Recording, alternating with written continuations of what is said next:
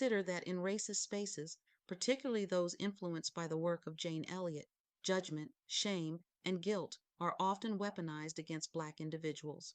Elliott's exercises, such as her famous blue eyes, brown eyes experiment, aim to simulate discrimination and prejudice, but they can sometimes inadvertently reinforce stereotypes and perpetuate feelings of shame and guilt among Black participants.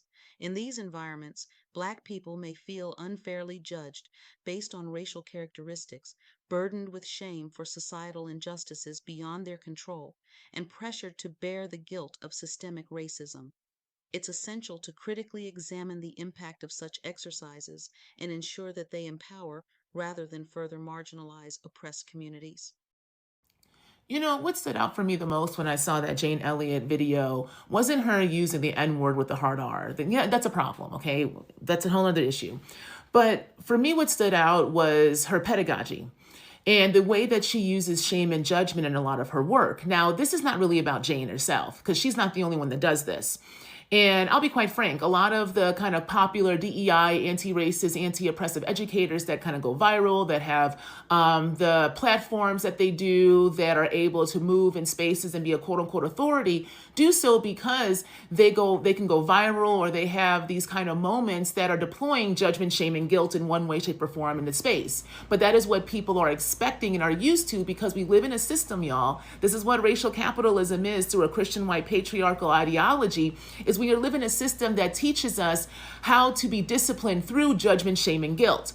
So when those emotions are deployed within spaces that are trying to push back against oppressive systems, there's a familiarity there that needs to be made strange. And it is not just within these structures, okay? So I'm not picking on DEI and anti-racism work. Listen to what I am saying. I am saying that in another space, we see the replication of the current power structure. And because this current power structure is so good at reproducing and infecting any space it's in, because it does not loyal, it does not care what vessel it uses. It just wants to ensure that its dominance in one way, shape, or form is replicated over space and time.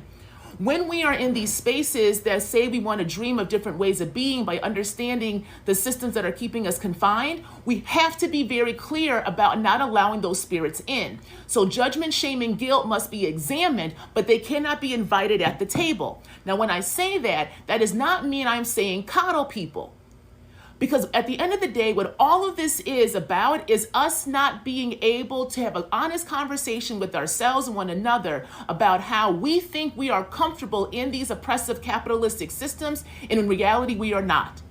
So when I'm working with people, right, I don't need judgment and shame in the space. I needed to sit at the side, because that is getting in the way of us really having a mirror and facing the ways that we are attached and beholden to these spaces that don't give a shit about us, but it is the only thing we know.